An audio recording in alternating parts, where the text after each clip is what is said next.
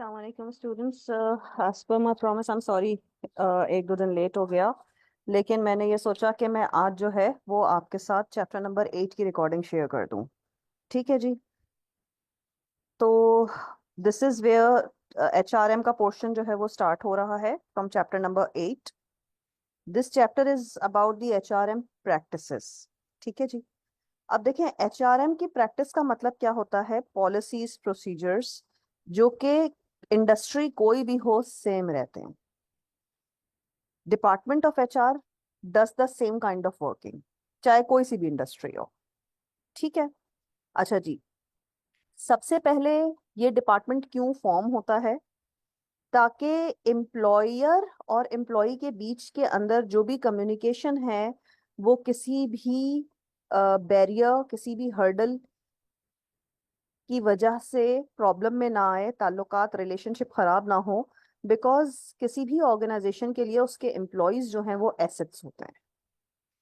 तो सबसे पहले एक इम्पॉर्टेंट चीज होती है कि किन लोगों को हायर करना, जिसको हम कहते हैं HR का एक कंपोनेंट है जिसका नाम होता है रिक्रूटमेंट एंड सिलेक्शन।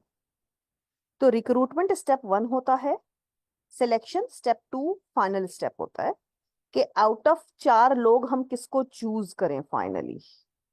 ठीक है ना। उसको हम कहते हैं सिलेक्शन। रिक्रूटमेंट का मतलब होता है एक जॉब ओपनिंग आई है, हमने उसको एडवर्टाइज किया है, लोगों ने CV भेजी, CV को हमने फिल्टर किया, फिल्टर करने के बाद हमने इंटरव्यू पे लोगों को बुलाया, इंटरव्यू में लोगों को बुलाने के बाद हमने फिल्ट्रेशन को मजीद टाइट किया कि कौन लोगों ने इंटरव्यू क्वालिफाई किया और कितने लोगों ने इंटरव्यू को फेल कर दिया। फिर then comes the selection process. ठीक है जी। तो hiring the right person on the right job. For example, अक्सर मैं मजाक में ये बात बोल रही होती हूँ, हमारी गली के अंदर 2 गार्ड्स हैं। एक गार्ड की हाइट तो शायद मुझसे भी कम होगी। ठीक है। और जो दूसरा गार्ड है वो चश्मे लगाता है इतने मोटे मोटे कि उसको नजर नहीं आता होगा। तो मैं मजाक मजाक में ये अक्सर जो हमारी जो इनकी कंपनी है ना, उसका जो ओनर आ रहा होता है कलेक्शन के लिए, कलेक्शन फॉर द मनी के लिए, तो मैं उसको मजाक में यही टॉन्ट कर रही होती हूँ कि भाई आपकी रिक्रूटमेंट पॉलिसी क्या है। मतलब देखें, हर जॉब की एक रिक्वायरमेंट होती है। गार्ड की जॉब की एक रिक्वायरमेंट है कि भाई टू प्रोटेक्ट। अब एक बंदा जो कि मेरे से हाइट में छोटा, उसको तो मैं एक थप्पड़ मारूंगा बेचारा खड़ा नहीं हो सकेगा। दूसरा बंदा जिसको नजर ही कुछ नहीं आ रहा, आप उसको जॉब पे रख रहे हो। तो देखें, दिस इज वेरी इंपॉर्टेंट। मजाक में तो एक बात है, बट हर जॉब की रिक्वायरमेंट होती है, उस रिक्वायरमेंट को मैच करना HR का काम होता है। ठीक है जी।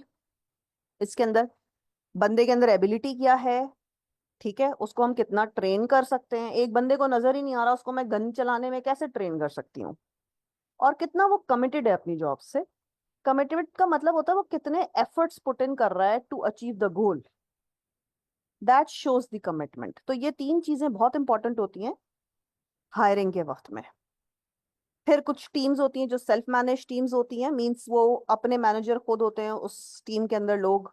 जैसे अभी फॉर एग्जांपल मैं आपसे ये लेक्चर शेयर कर रही हूँ, I have inform the management, I already promised you guys for this कि इस मंथ के एंड पे आपको ये रिकॉर्डिंग्स मिल जाएंगी इंशाल्लाह ताला। ठीक है। उसके अलावा फिर भी मैंने वर्स्ट केस सिचुएशन में किसी एक और टीचर के रिकॉर्डिंग लेक्चर्स आपके DLP के ऊपर जो है वो मैंने आपको वो भी बता दिया कि अगर कुछ लोगों ने तैयारी करनी है, you think that it's too late, तो you can have a parallel path. ठीक है जी। अब अगर हम बात करते हैं फेयर परफॉर्मेंस बेस्ड कंपनसेशन। देखिए, हर की सैलरी के अंदर, हर एम्प्लॉय की सैलरी के अंदर सालाना कुछ इंक्रीमेंट लगता है बेस्ड ऑन देयर परफॉर्मेंस। जिसकी जैसी परफॉर्मेंस होगी उसका वैसे ही इंक्रीमेंट लगता है। That is performance based increment. Training is relevant. देखें, पहले तो एक कंपोनेंट HR का हो गया जिसके अंदर हम कहते हैं रिक्रूटमेंट एंड सिलेक्शन। दूसरा कंपोनेंट हो गया ट्रेनिंग एंड डेवलपमेंट। तीसरा कंपोनेंट हो गया आपके वी ऑलवेज से इंक्रीमेंट, कंपनसेशन एंड बेनिफिट्स। मैंने बोर्ड के ऊपर आपको ये सारी एक्सप्लेनेशन दे दी थी। आई ट्राइड कवरिंग दिस क्योंकि मुझे पता था बुक के अंदर इतना अच्छा एक लिखा हुआ नहीं है, तो मैंने बोर्ड के ऊपर पिक्चर ड्रॉ करके सब आपको लिखवा दिया था। It's the same. ठीक है। 70% जो है हमको टास्क से हम सीखते हैं, हम अपने असाइनमेंट से सीखते हैं, हमें टास्क दिए जाते हैं छोटे चंक्स के अंदर जिसको हम असाइनमेंट का नाम दे सकते हैं। ठीक है। 20% क्या होता है, हम आपस में एक दूसरे टीम मेंबर से सीख रहे होते हैं। 10% क्या होता है, फॉर्मल कोर्स वर्क या ट्रेनिंग के ऊपर हम एम्प्लॉयज को भेजते हैं। This is how exactly it works. ठीक है ना? तो तब जाके कोई 100% बनता है। ट्रेनिंग प्रोवाइड हम करें और बंदा सीखना ही ना चाहे तो कोई फर्क नहीं पड़ेगा। ठीक है, एक बंदे को ट्रेनिंग करवाई जा सकती है, ट्रेनिंग एक्सपेंसिव है, वो ट्रेनिंग हासिल करके आता है, वो अपने टीम, पूरी पूरी टीम को ट्रेन करता है। तो that is how it works. ठीक है जी, नेक्स्ट स्लाइड पे मूव हो रहे हैं। अच्छा जी, ह्यूमन रिसोर्स डेवलपमेंट डिपार्टमेंट होता है, इसके कुछ अप्रोचेज हैं। ये 1960 में फॉर्म हुई। इसके अंदर साइकोलॉजिकल, लोगों के बिहेवियर के ऊपर बहुत सारी हमने मोटिवेशन थ्योरीज पढ़ी। Even needs, theory of need, motivation theory, leadership theory, ये वो सारी चीजें इधर ही दोबारा आ रही हैं। एफओएम के अंदर आप कर चुके हैं कवर। ठीक है, अब मजे की बात है, हम कहते हैं पोवर्टी, पोवर्टी गुर्बत का नाम है। अब हम देख रहे हैं इन्फ्लेशन है, गुर्बत है, पोवर्टी है, और हम वर्ल्ड बैंक से, आईएमएफ से लोन ले रहे होते हैं तो हम टू रन आवर इकोनॉमी। ठीक है, बट अब मसला क्या आ जाता है कि ये सारी चीजें आपके पास, and you are familiar with all these things, because मैं यहाँ पे इकोनॉमिक्स को बहुत ज़्यादा टच नहीं करूंगी, बट यस, पोवर्टी है, इन्फ्लेशन है। इन्फ्लेशन महंगाई को कहते हैं, पोवर्टी गुर्बत को कहते हैं। Both are linked with one another. ठीक है, क्वीन बी अप्रोच चौथा पॉइंट है, जिसको कि हम ये कहते हैं कि individual makes use of all the available resources of his और her own development. Queen bee means the individual who is the bee is acting like a queen and taking all the decisions and trying to make the most of the scarce resources. We always have studied that resources are always scarce. Scarce means कम। ठीक है, एक हुदूद में, एक boundary के अंदर थोड़ा बहुत resources हमारे पास है, हमको उसी रिसोर्सेज के अंदर चीजें मैनेज करनी है। So you have to take your own decisions. ठीक है जी, moving ahead. Motivational approaches, I'm not going to talk about it a lot. We have already done Maslow hierarchy of need. We have already done McLean scale, need for power, need for affiliation, need for achievement. ठीक है, we have already done X and Y theory. ठीक है, Hasberg theory, motivation factors and hygiene factors. So we have done all the theories and you are all well aware of it. Creativity approach, of course we are trying to try something new, bring something new. आज मेरी एक zoom पर भी meeting हुई है, वो जरूरी थी, काफी पेंडिंग में चल रही थी। It was for a HR head position in one of the renowned hospitals actually. somebody contacted me। अब तो ये भी एक तमाशा नया चलेगा। Anyway, so the thing is I don't have an experience of working in any hospital, but the point is industry कोई भी हो, as I always say, देखें, जो बंदा काम सीखना चाहता है ना, वो एक हफ्ते के अंदर, 15 दिन के अंदर, बहुत तो बहुत मैक्सिमम, बहुत ट्यूबलाइट भी है ना तो 1 महीने के अंदर सीख लेता है। It's actually the industry difference, but the policies and practices always remain the same. So creativity, yes, I'm there to learn and I love learning. So yes, it can be learned. Input approach, आप अपने efforts कितना डाल रहे हो। ठीक है, आपका input and output ratio होता है ना, कि कहीं पे इक्विटी होती है, कहीं पे इनइक्विटी हो जाती है। आप इनपुट ज्यादा डाल रहे हो, आपको सैलरी कम मिल रही है, इनइक्विटी है भाई। आप इनपुट डाल रहे हो, आपको सैलरी बराबर की मिल रही है, इक्विटी है। आप इनपुट कम डाल रहे हो, सैलरी ज्यादा मिल रही है या कम मिल रही है, तो इनइक्विटी है। ठीक है, तो you all know all these factors. Then अगर हम बात करते हैं how to minimize utilization of human resources for the achievement of individual organization goals, देखिए हम हमेशा बात ही करते हैं कि गोल ज्यादा होते हैं, इंडिविजुअल्स को लोग कम होते हैं, तो कम लोगों में हम मैक्सिमम काम या मैक्सिमम आउटपुट कैसे जनरेट कर सकते हैं। That is actually the work of HRM. And मैं हमेशा एक और बात कर रही हूँ, आज भी मैंने ये बात अपनी मीटिंग के अंदर दोहराई कि भाई देखिए, मैं तो हूँ कंजूस इंसान। I will never like hiring extra people in the organization because that becomes the major downfall of any organization. Unlike the institute we are in, यहाँ पर लोग इतने हैं, काम हो नहीं रहा होता है, फिर भी आप एक बंदा रखें, उसको सैलरी ज्यादा दें, वो काम करेगा। That's how I see it and that's what I believe in. एक तो ये कि आप रश और ट्रैफिक को जरा कम रखें ना, ताकि मैं दो दो लोगों की टीम एक एक बना के काम करूंगी, मैं उनको सैलरी भले 4 लोगों वाली दो में डिवाइड कर दूंगी, I am ready to do that. लेकिन क्या होगा, वो 2 लोग मुझे जब अकाउंटेबल होंगे ना, तो वो डायरेक्ट रिपोर्टिंग होगी। This is how I see. Wide structure के अंदर ना information flow and decision making slow हो जाता है, rather than a tall structure. तो जब आपको कोई नई चीज बनानी है, कोई डिपार्टमेंट बनाना है, तो टॉल लेके चलो। ठीक है, authority will be with me, that's okay. अब अगर हम बात करते हैं to develop the constructive and mind and overall personality of the employees, जो नए एमटीओ के बच्चे आते हैं हमारे पास, मैनेजमेंट ट्रेनिंग ऑफिसर्स आते हैं, उनकी 22-24 साल ऐसी एज होती है। And trust me on this, जो आप फर्स्ट जॉब से लर्न करते हो that actually leaves a long lasting impact on your personality. आपकी पर्सनालिटी कैसी होती है, आपकी सोच कैसी होती है इंडस्ट्री के बारे में, आप कैसे बिहेव करते हो। You do change, I do agree to this thing, but बहुत ज्यादा चेंज नहीं होता। जो पहली दूसरी ऑर्गेनाइजेशन है ना, वो उसका छाप बंदे पे लग जाता है। मैं कहती हूँ वो स्टैम्प होता है। It was like a joke in the three, कौन सी मूवी थी वो, पीके थी। वो स्टैम्प लगा के नहीं, बट नहीं, वो कंपनीज आप जहाँ काम कर रहे होते हैं ना अपने 5 साल जो करियर के स्टार्टिंग के अंदर, जहाँ जिन 5 सालों में काम कर लिया ना जिस कंपनी के अंदर, आपके ऊपर स्टैम्प लग गई है। You will remember that kind of work all your life. ठीक है जी। So always start from a good organisation, that's also key to success. दूसरी बात, sense of team spirit, team work साथ लेके चले, टीम कोलैबोरेशन हो, बिकॉज वन मैन शो ज्यादा अरसे तक हो नहीं सकता। अम्मी मेरा,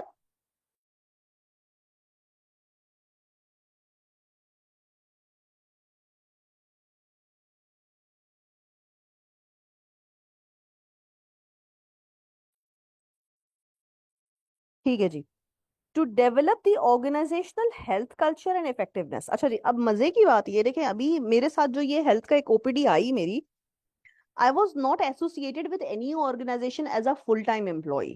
ठीक है, मैं हर जगह फ्रीलांस एंड पार्ट टाइम मेरा काम चल रहा था, तो I really missed it at this point of time.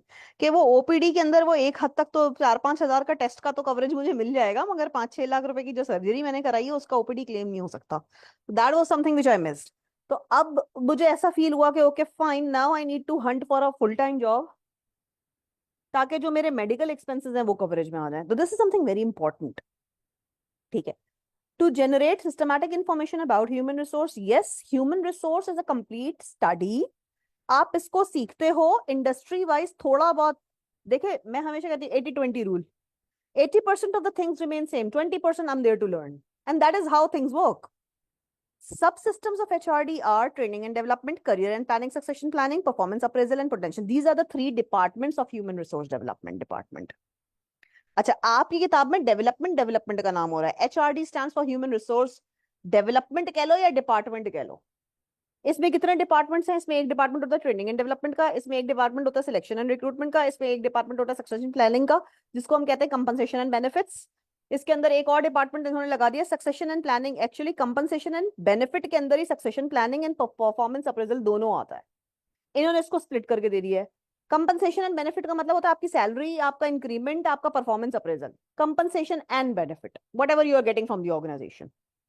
Training and development, recruitment and selection, ये दूसरे डिपार्टमेंट है। पेरोल तीसरा डिपार्टमेंट हो गया। तो these are how the departments are working, and there could be many other departments. हर organization के अंदर structure of working will be different and could be different.